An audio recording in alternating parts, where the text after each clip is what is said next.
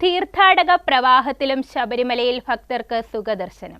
വ്യാഴാഴ്ച എത്തിയത് 96,000-ത്തിലധികം ഭക്തരാണ്. ഈ മണ്ഡലകാലത്ത് ശബരിമലയിൽ ഏറ്റവും കൂടുതൽ പേർ ദർശനത്തിനെത്തിയതും ഇന്നലെയായിരുന്നു.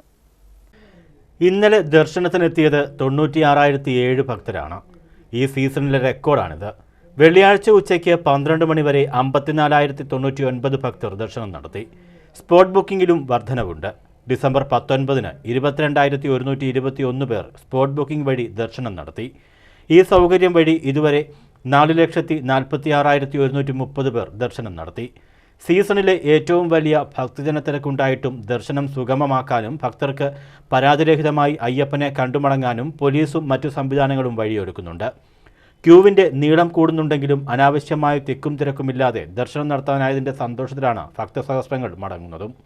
ഭക്തരുടെ എണ്ണം കുതിച്ചുയർന്നിട്ടും യാതൊരു തരത്തിലുമുള്ള അധിക നിയന്ത്രണങ്ങൾ ഏർപ്പെടുത്തുകയോ ഒരിടത്തും ഭക്തരെ തടയുകയോ ചെയ്തിട്ടില്ലെന്നും സുഖദർശനം ഉറപ്പാക്കിയെന്നും Sannidhanam special officer B Krishnakumar പറഞ്ഞു. മുന്നൊരുക്കങ്ങളിലെ സമഗ്രതയും സർക്കാർ സംവിധാനങ്ങളുടെ ഏകോപന തുടർച്ചയും പോലീസിന്റെ കൃത്യമായ വിന്യാസവുമാണ് എല്ലാവർക്കും സുഖദർശനം ഉറപ്പാക്കാൻ തുണച്ചത്. പരീക്ഷകൾ കഴിഞ്ഞതിനാലും സ്കൂളുകൾ ക്രിസ്തുമസ് അവധിയിലേക്ക് കടന്നതിനാലും മണ്ഡലകാല ഉത്സവത്തിന്റെ ഭാഗമായി വരും ദിവസങ്ങളിലെല്ലാം കുട്ടികളടക്കമുള്ള കൂടുതൽ ഭക്തജനങ്ങളെയാണ് സന്നിധാനത്ത് പ്രതീക്ഷിക്കുന്നത്.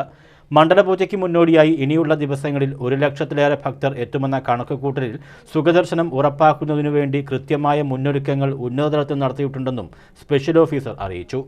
മണ്ഡലപൂജ, തങ്കയങ്കി ഘോഷയാത്രയുമായി ബന്ധപ്പെട്ട് വെർച്വൽ ക്യൂ അടക്കമുള്ള കാര്യങ്ങളിൽ ക്രമീകരണങ്ങൾ പൂർത്തിയായിട്ടുണ്ട്. 25-നാണ് തങ്കയങ്കി ഘോഷയാത്ര സന്നിധാനത്ത് എത്തുന്നത്. 26-ന് മണ്ഡല മഹോത്സവത്തിന് സമാപനം കുറിച്ചുകൊണ്ട് നടയടയ്ക്കും. ദേവസ്വം വകുപ്പ് മന്ത്രി VN വാസവൻ നേരിട്ടെത്തി തങ്കയങ്കി ഘോഷയാത്ര, മണ്ഡലപൂജ ക്രമീകരണങ്ങൾ വിലയിരുത്തും. News bureau, Sannidhanam.